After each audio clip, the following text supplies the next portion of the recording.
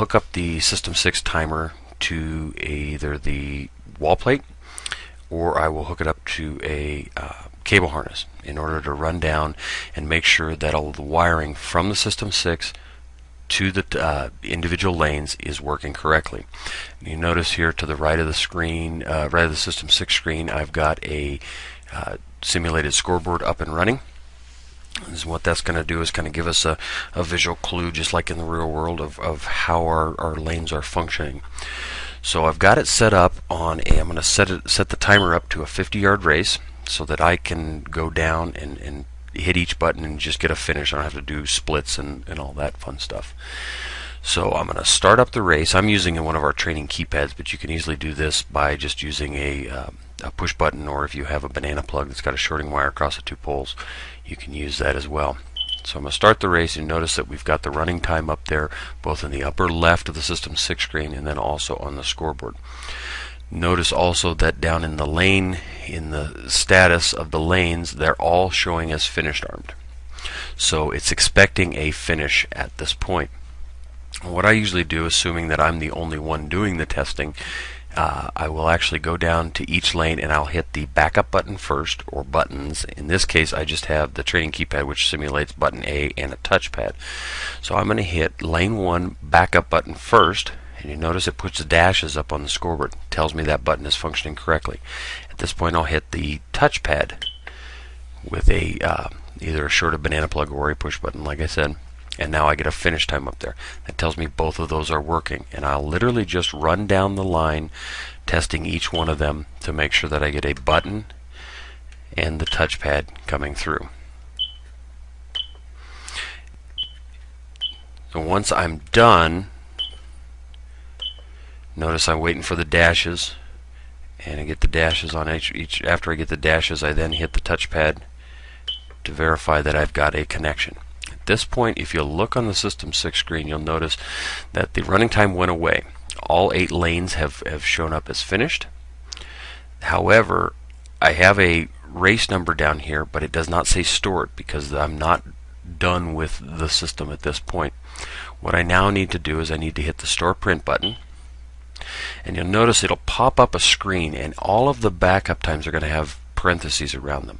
This is the System 6's visual clue to say, hey, take a look at these lanes. Something's up because the backup time is so different than the push button time. Just another little visual clue for you to verify. If all of these backup times came within the 0.31 seconds we talked about during the setups video, you would not see this screen at all. It would just go right on to showing the reset in the upper left hand corner. If this were an actual race, and let's say lane 1 this was an incorrect time, and I really wanted to use the backup time, I can actually come over here and just click on the soft key next to this, use lane 1 backup. If for whatever reason all of the backups were the actual finish time I wanted, I can use the use all flagged backups. Notice if I hit the use lane 1 backup, it changes the race time. It also updates the scoreboard. However, it does put an asterisk next to it, so when it goes over to Meet Manager, at that point that file will be denoted, or that lane time will be denoted, that it is a backup time and not an actual touchpad time. Once I'm satisfied with that, I can hit quit. Notice I still don't have the reset showing in the upper left hand corner of the screen. I hit the 2 reset buttons and we're good to go on to the next race. What we're going to do here is we're going to actually go through and simulate a number of races and kind of highlight the things that can typically happen during a race that you want to watch for, things that you want, and how to correct those issues. One of the first one we'll go over is we'll run a 50-yard race, and I will turn off the display for lane 1, and as if there was no swimmer in that lane. Notice the scoreboard also blanks out that particular line. What we're going to do here is run the full race. I'll simulate that we get touchpads and buttons for lane 1, but we'll go on the assumption that there was no swimmer in lane 1, only to realize at the very end that there was indeed a swimmer there. So I'm going to go ahead and start this race, and as soon as the pads go armed, we'll actually go ahead and finish off this race. I'm going to start with the backup and touchpad for lane 1. Notice nothing showed up on the display here under lane 1. As I do lane 2 through 8, all that data will actually show up. I get all the backup times and I get all the touchpad times, but it does not show anything for lane 1. At this point, if I can hit the store print button thinking I'm okay, only to realize that I've actually got a swimmer in lane 1. At that point, I can turn on the lane and all of the data is still there. Provided I don't hit the 2 reset keys, any of that is valid. So I'm going to go ahead and hit reset and we'll finalize that race. Notice that it stores race 003. That is the race number that we just finished, and all of our times are back up. Now I'm going to move on to the next scenario, which is I get a backup time but I don't get a touchpad time. Keep in mind, in order to finish off a race, I have to have one of 2 things happen. I have to have either a touchpad time or a backup time, or I guess the third scenario would be I have both, in order to finish off the race in the timer. So if I don't have a touchpad and a backup, I have to make a decision. I either have to holler out to somebody to hit the button or hit the pad for that particular lane, or I have to turn that lane off and then rectify the situation in the on the Meet Manager side with the backup times. But let's go on the assumption, let's go off this first scenario that we get a backup time but we don't get a touchpad time. So let's go ahead and start another race. Notice that this red box shows up down here in the bottom right hand corner saying this heat has already been used. I did not advance the next heat button, so I am still showing event 1 heat 3 as in the previous race. However, you're okay from the standpoint that it is still the correct race. It has its own unique race number, so it's not too big of an issue. Once I see that, what I usually end up doing is just going ahead and advancing it to the correct heat at that point. And I can do that while the race is running without any issue. So the race is up and running. I'm going to come down. In lane 1, I'm going to get only a backup time but no touchpad. The rest of them, I'm going to get touchpad and backup times. So at this point, notice that the reset is not showing up because I haven't hit the reset button. Lane 1 is still showing up as finish arm because I don't have a touchpad time that has come in. However, the running time has gone away because one of the scenarios for that lane has been satisfied. In other words, I have a backup time. If I hit the store print button at this time, I'm able to finalize the race. However, it brings up the screen and it highlights basically that lane 1 has an issue. I don't have a touchpad time, I just have a backup time. So if I click on the use lane 1 backup, now the race is done and I'm able to reset the race. If I hadn't done that, I can't reset it until I get some time in there. Either I manually enter it or I use the backup time, which is the case that you normally should do. Once I've done that, I can hit the quit screen or quit button and do the reset, and we're good to go. Notice the asterisk next to it. As it goes over to Meet Manager, it will be flagged, showing that indeed that was not a touchpad time but a backup time for that particular lane. It still ranks them as in order of their place as they would have come in based on that backup time.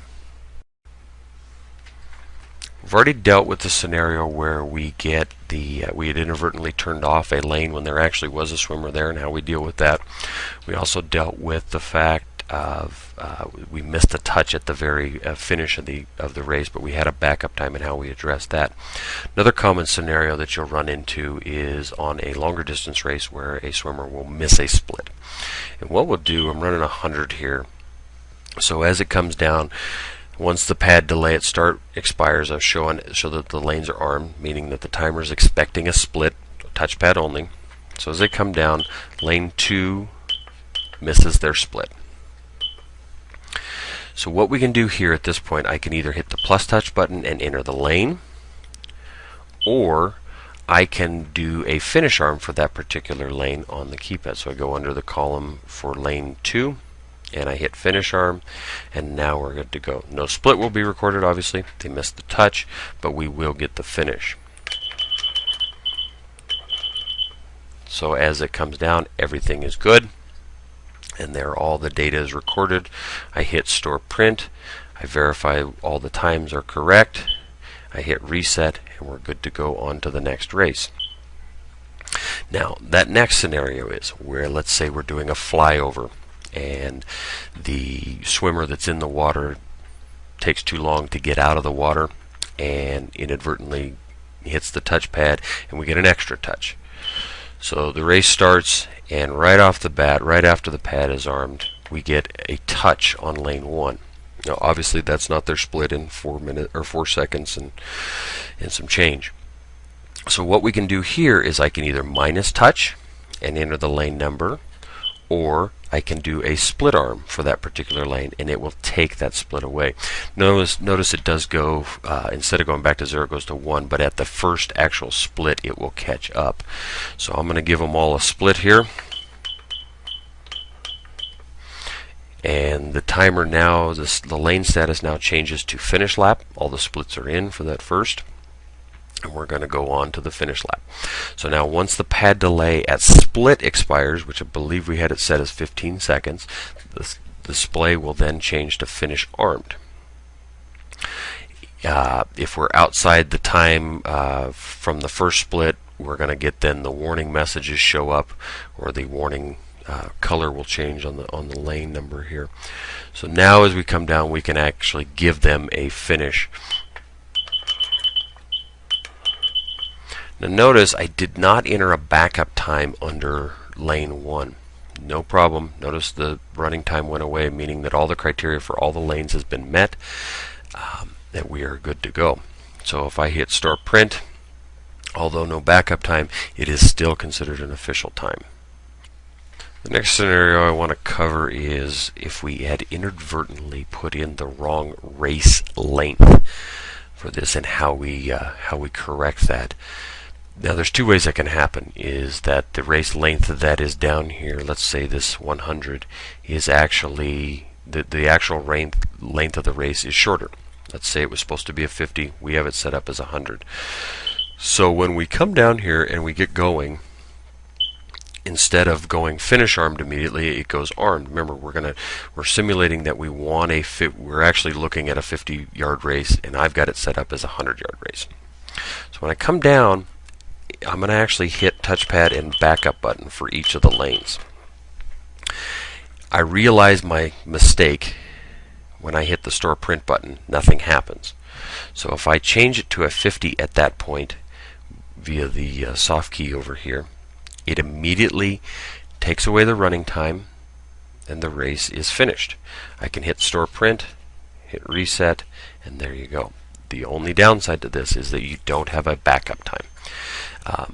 In the case when you're set up for a longer distance than is the actual race, the timer sees that backup button come in as an relay exchange, and it won't record the backup. However, all the touchpads have been recorded, so we have no issue.